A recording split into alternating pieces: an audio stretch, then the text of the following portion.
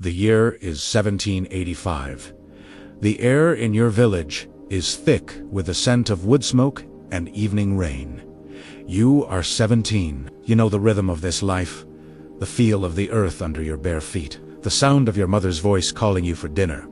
This is your world, the only one you have ever known. But tonight, that world ends. Shouts tear through the quiet. The smell of fire replaces the wood smoke. Strangers, armed with guns, swarm your home. You are bound, your cries swallowed by the chaos. Your family is scattered, lost in the darkness. You are dragged away. The familiar path to the river, now a trail of terror. Your journey has begun. Days turn into weeks. You are marched, chained to others, the sun beating down mercilessly. The language of your captors is harsh, guttural. You don't understand the words, but you understand the whip. You see others fall, their bodies left behind on the dusty road. You learn to conserve your strength, to swallow your tears, to numb the part of you that remembers home. Finally, you reach the coast. The air is different here, heavy with salt and the stench of despair. Before you lies a vast, endless ocean, something you've only heard of in stories, and on its shore, a fortress, a slave castle. This is the door of no return. Inside the stone walls, you are packed into a dungeon with hundreds of others. The darkness is absolute, broken only by slivers of light from high, barred windows. The air is unbreathable, a toxic mix of sweat, sickness, and fear. You can barely move, pressed against strangers whose faces you will never see. The moans and whispers around you are a constant, haunting chorus. Time loses all meaning. Is it day? Is it night? You only know hunger, thirst, and the gnawing dread of what comes next. Eventually, you are branded. The hot iron sears your skin, marking you not as a person, but as property. The pain is blinding, but the humiliation cuts deeper. You are no longer yourself. You are cargo. You are forced onto a smaller boat, then rowed out to a colossal wooden ship anchored in the bay. The ship is a floating prison, a vessel of horrors. You are herded below deck into the space is so low you cannot stand, so crowded you cannot lie down fully. You are shackled, ankle to ankle, wrist to wrist, with men you do not know. The darkness returns, but this time it is alive with the groaning of the ship and the waves crashing against its hull. The ship begins to move. Africa, your home, recedes into the distance until it is just a line on the horizon, and then nothing. You are adrift on an alien sea. This is the Middle Passage. The journey lasts for months. Disease spreads like wildfire in the cramped, unsanitary conditions. Dysentery, smallpox, fevers. Every day, the dead are unchained and thrown overboard. The sharks follow the ship, a constant, grim escort. You are fed a foul gruel twice a day, barely enough to keep you alive. You are given a small ration of water that does little to quench your perpetual thirst. Sometimes you are forced onto the deck for exercise.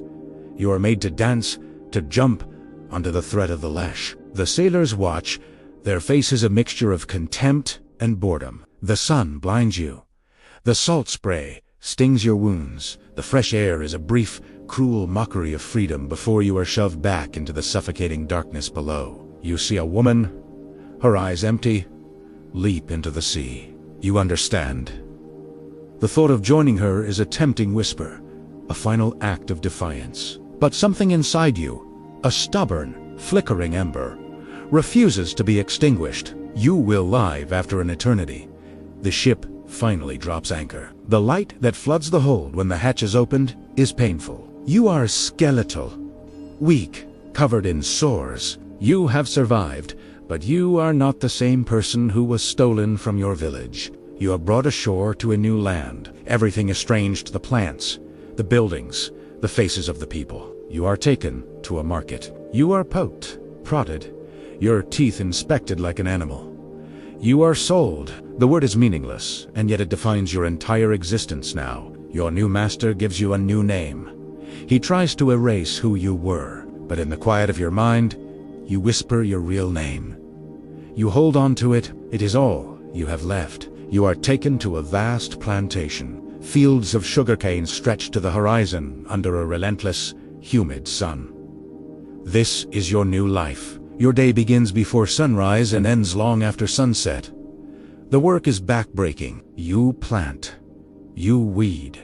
You harvest. The sharp leaves of the cane cut your hands. The overseer on his horse is a constant, menacing presence, his whip always ready. A moment's rest, a sign of fatigue, is met with brutal punishment. You live in a small, windowless shack with a dirt floor. Your bed is a pile of rags. Your food is a weekly ration of cornmeal and salt pork. It is never enough. Hunger is a constant companion. You learn the rhythms of the plantation, the rules of survival. Don't look the master in the eye. Work hard, but not so hard that more is expected. Find small ways to resist. Work slowly when the overseer isn't looking.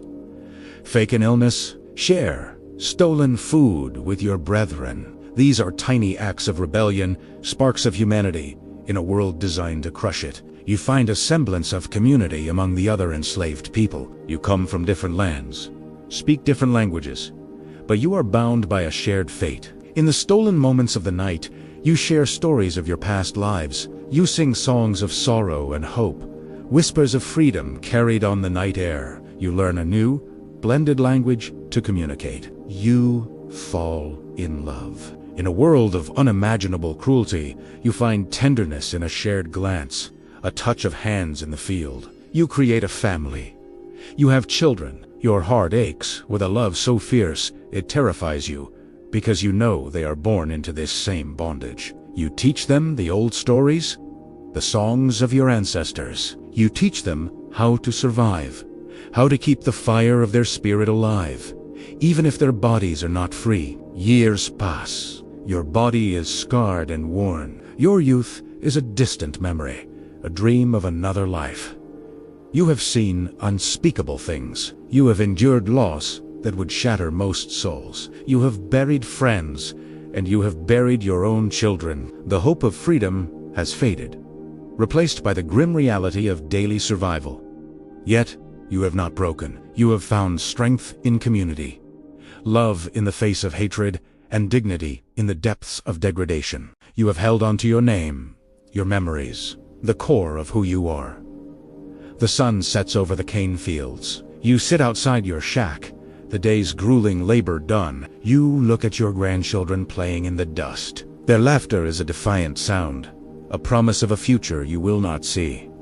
You are a survivor. Your story is etched in the soil of this land, in the blood of your descendants. You close your eyes. You remember the scent of wood smoke and evening rain.